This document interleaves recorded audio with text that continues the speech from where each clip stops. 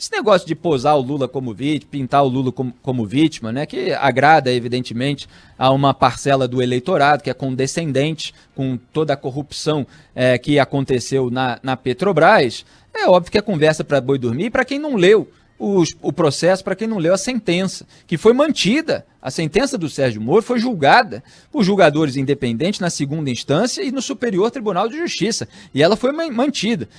Foi alterada apenas um pouco ali a dosimetria da pena. Agora, as provas são substantivas e não houve nenhum tipo de fabricação de prova. Então se cria toda uma narrativa para legitimar uma história que não alterou a produção direta de prova, quer dizer, as provas que foram usadas na condenação ao Lula na primeira instância e que passou pelo crivo da segunda instância do STJ, elas estão aí, são acessíveis e mostram o recebimento de propina sob a forma e reformas do triplex do Guarujá. Fora o caso do sítio de Atibaia, que é semelhante também, trata ali de reformas. Essas reformas são conduzidas por empreiteiras do Petrolão, do esquema de corrupção da Petrobras. Quer dizer, empreiteiras beneficiadas com contratos públicos bilionários e que faziam esse tipo de servicinho ali para o ex-presidente da República.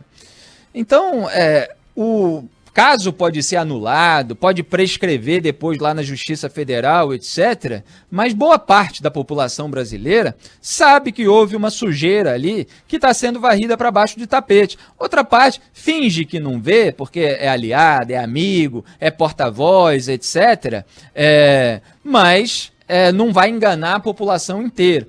Então há aí um espaço para o surgimento de uma alternativa ao lulopetismo, assim como há um espaço para o surgimento de uma alternativa ao Jair Bolsonaro. Isso, as próprias pesquisas, de uma forma ou de outra, cada uma com os seus métodos e tal, elas deixam, elas dão a entender.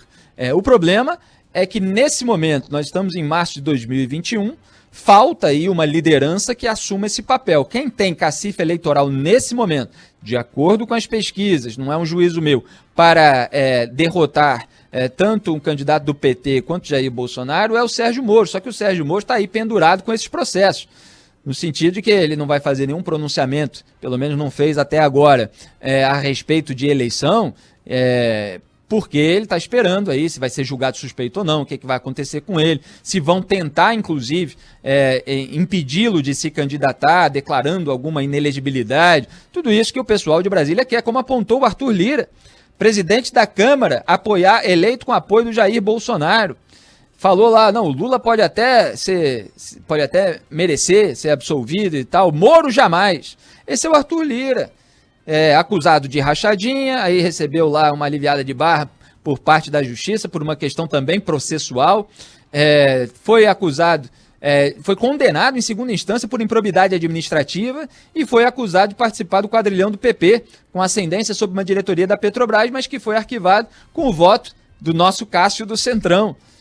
Esse é o discurso do presidente da Câmara, apoiado por Jair Bolsonaro. Então, Brasília teme e odeia o Sérgio Moro por causa das decisões que ele tomou como juiz da Lava Jato em Curitiba. E é bom lembrar que a Lava Jato, aliás, nesse ponto é muito curioso, porque muita gente que critica o bolsonarismo age em relação à Lava Jato de uma forma bastante parecida com o que o Bolsonaro faz, por exemplo, com a imprensa. Não existe uma pessoa que encarne a Lava Jato. É lógico que eles querem atingir o símbolo, aquela pessoa que ficou mais famosa pelas decisões ali iniciais e que atingiram pessoas mais importantes. Só que a Lava Jato teve um grupo imenso de pessoas atuando em várias frentes inclusive independentes, tanto lá em Curitiba, quanto no Rio de Janeiro, quanto em Brasília. No Rio de Janeiro o juiz é o Marcelo Bretas, em Brasília eram outros, em Brasília tinha inclusive a Procuradoria-Geral da República, na época o Rodrigo Janot, por exemplo, usando ali informações da Lava Jato na PGR para fazer as suas denúncias, para pedir prisão, e sempre houve questões que eram polêmicas, decisões, denúncias que podem ser especificamente contestadas em razão de eventual fragilidade ou em razão da margem que uma regra dá para interpretações diversas. E para isso existe um sistema de freios e contrapesos com análises específicas. Sair disso para uma demonização e deslegitimação geral faz parte de um grande movimento político para blindar as pessoas que estavam encalacradas com a justiça. Marcelo Bretas uma vez mandou prender o Temer, se eu não me engano, chamei no meu programa na época um procurador e fiquei ali questionando tudo que era contestável naquele pedido, que foi muito polêmico na época porque era frágil. Janot pediu, por exemplo, as prisões do Romero Jucá, do Renan Calheiros, naquela conversa que o José Sarney também participou, que foi gravada pelo Sérgio Machado, que foi presidente da Transpetro, subsidiária da Petrobras. Eu falei naquela ocasião que o Rodrigo Janot banalizou os pedidos de prisão. Fiz uma análise da conversa imoral, conversa indecente, eu tenho desprezo moral pelos seus participantes. Agora, tem uma coisa que é a análise criminal daquilo que aconteceu ali. Outra coisa é a análise política, a análise moral da conversa. O crime ali naquela conversa não havia. E eu fiz uma análise mostrando essa diferença. Eles estavam, sim, querendo frear a Lava Jato de algum jeito. Eles estavam ali combinando de ter iniciativas parlamentares. Agora, eram parlamentares. Eles podem ter iniciativas parlamentares. Depois elas podem ser questionadas, algum desvio de finalidade, etc. Mas não é o crime uma iniciativa parlamentar. E o Janot pediu a prisão acusando de obstrução de justiça. Então, dá para contestar determinada decisão. Agora, tem denúncias que vêm de uma investigação complexa e muitas vezes completa, que vai em todas as suas minúcias, avolumando provas de uma maneira que passa pelo crivo de vários julgadores independentes, como passou o caso do Triplex, como é a denúncia, por exemplo, contra o Flávio Bolsonaro, que eu sempre falo aqui que é conclusiva, como é a denúncia contra José Serra. Mas a gente vê aí uma série de iniciativas contrárias a toda a atitude, não, são os excessos da Lava Jato. Então, voltando aqui para a minha questão, só para concluir, o Bolsonaro fala da imprensa, eu sempre falo das distinções que existem na imprensa.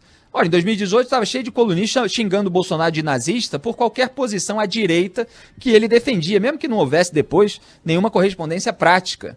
E eu achava isso um absurdo, e continuo achando, porque as coisas precisam ser chamadas de uma forma mais específica e mais objetiva. O nazismo exterminou milhões de judeus. Então é preciso muito cuidado e até respeito às vítimas da Câmara de Gás. Não era isso que o Bolsonaro estava fazendo aqui, exterminando judeus, mandando para a Câmara de Gás. Mesmo na omissão mortal em relação à vacinação, não é exatamente a mesma coisa, embora deva ser responsabilizado e eventualmente punido de acordo com os critérios legais ali, crime de responsabilidade, outras formas de punição.